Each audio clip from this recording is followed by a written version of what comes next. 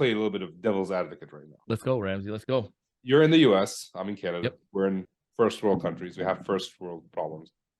Why do you even need to hustle? Like, you got a job, you're in sales, you're making good money in software sales potentially. Yep. I'm a sales engineer in the networking world. We make good money. Why do we even need to bother to hustle? Yeah, that's a very good question. I think it comes back down to there's, Jamie Foxx, obviously, Yep. and you know what's going on with them right now. Not right now. What's happening? Jamie Foxx was on a set about 2 months ago, finishing a new movie. 8 days left, he got a stroke, and he was in the hospital. Now he's in rehab. And I don't know how severe a stroke is, but it was pretty significant in that sense. But you know what they did to finish the movie? Replaced him. They got a stunt double. Body double. Yeah. 8 days left to finish the movie. So then now you think about this.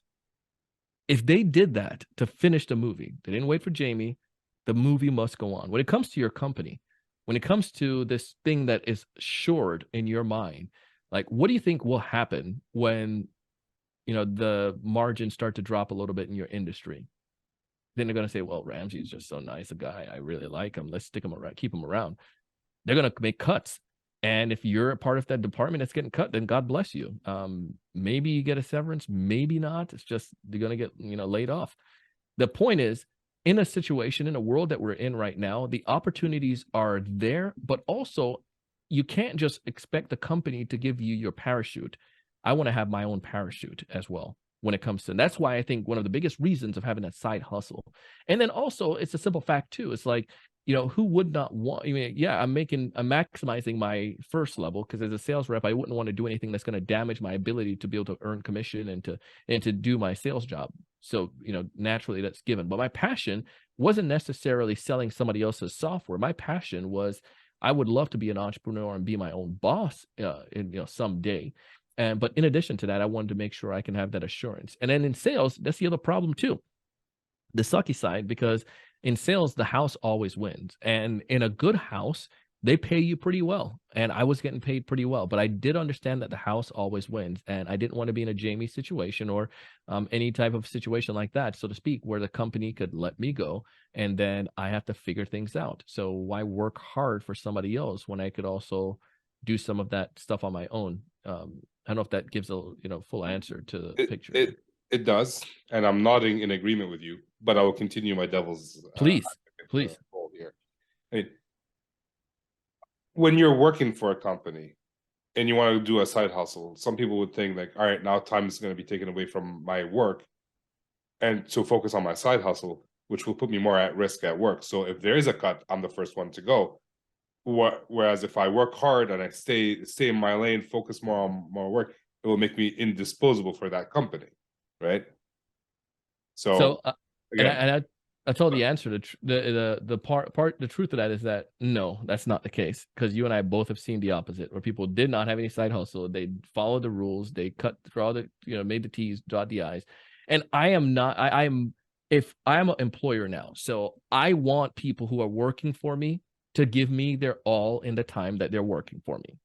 And I expect that. However, I do let them know I don't expect you to work for me forever. And if you do have a side hustle or something you want to do, you do that.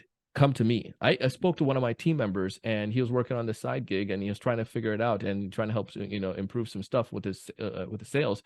And I was like, bro, let's sit down. Let's see some of the things that you're working on. I want to help you with that, because he's been with our company for a while. I want him to succeed.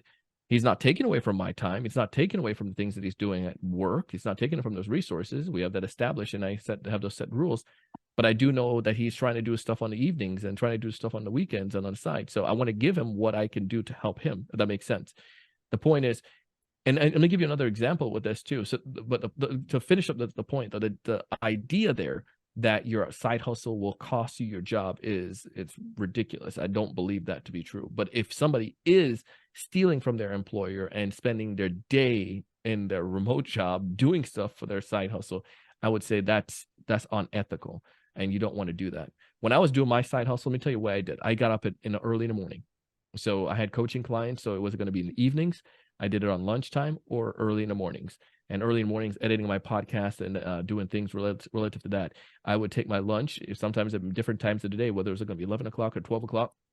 But I would take my lunch and I would go into I went into this church parking lot. One of our church buildings was down in Boca, and I would go into that church parking lot. I knew the Wi-Fi, and I sat in my car on Skype and recorded podcast episodes back then. You guys can, I didn't have video, so you guys can go back in and look at some of those and check it out. Probably the first 400, maybe 60% of those are going to be in the car, maybe 50%. The point though is you can find, I found unique ways to do that without taking from my employer. And in essence, it's actually helped me, because by doing my side hustle, I actually got opportunities that were created for the business as a result of that. I want to talk about the opportunities for in a second, but Sure. First, continuing the devil's advocate, keep in mind that I run a side hustle. I know you, yeah. So I agree with you, but not all managers or owners think the way you think. Yep. And even if you're waking up early and working, or going at lunch and working, there's a perception. Yep. Of you not working hard enough. If you have time to work on your business, you can be working on my business. What are your thoughts around that? Yeah, no. So I had a friend, one of my coworkers, he did at that company. He actually, I wouldn't be in this position if it wasn't for him, because he's the one that introduced me to podcasting. But his direct supervisor saw some of the things that he was doing, and actually came with that same perception and said, listen, I don't like that you're doing some of this stuff, and you shouldn't, and so forth.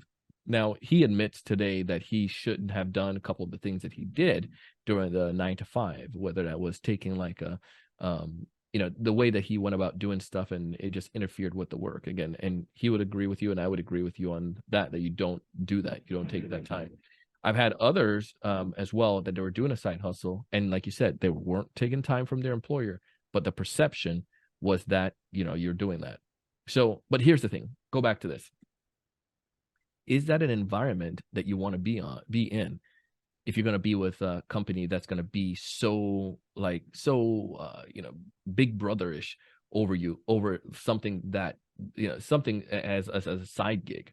The second thing that I would tell you, so I would say, use your capabilities and find companies that are going to be more open to you, not going to be such a, more flexibility is probably what I would say. And then the second thing is, the company that we were with, one of their flaws, because they saw us doing something, let's put it like this, how much of a Nazi they were, so to speak.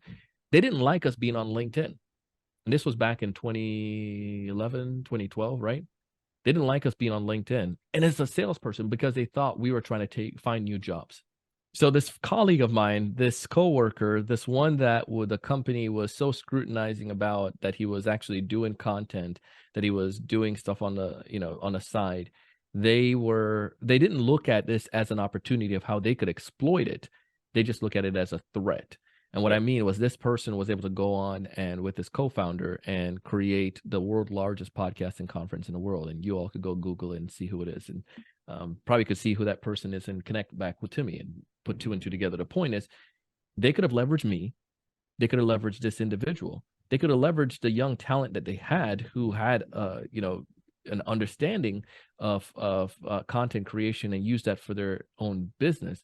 But they saw it too much as a threat. And if you're in an environment, I wouldn't want to be in an environment like that. I don't want to be in a company in that situation. So I tell people, look for, be transparent as well. And if your company have a challenge with that, then, you can go somewhere else and go find another a company that would be towards that. Because if you have that bug, if you have the passion, if you have a desire for entrepreneurship or doing side hustle, again, that you're not going to quench. You're not going to quench that easily. And then just sit back and just work for somebody for the rest of your life. You're going to want to do something. You're going to want to push through. So find an area that's going to make sure that's going to be lenient towards you, flexible, I should say. And also then think about the company can exploit that. Like the team members that I have, some of them have their side hustle, but that side hustle that they have helped them do so much better in my gig. And I'm like, dude, all day, every day, keep doing that. That's awesome. So again, that's how I would look at it. And that's how I've seen that many companies have, and I'll give you a last example. So in a successful situation, One of my friends, again, he has a side hustle. His company, he works for a major cybersecurity training organization right now. The first company he was working at, they were really starting, his boss was trying to get on his case about his side gig in marketing and whatnot. And that he had a marketing course. His current company, they saw that and they're like, wait a minute, we could use this for our benefit. And they actually they have a lot more resources, a lot more capital. So he's actually created a live stream for them and helped them launch a podcast and been able to represent them at industry conferences. They saw that talent that he had, didn't see it as a threat, but utilized it as an asset and encouraged him to keep doing his thing. But because of that, he's so much more dedicated. He spent more time doing work stuff than he does, the average worker, because he's passionate about what he's doing. Am I making sense there? It's so much sense. And I'm gonna stop playing devil's advocate because I'm out of it.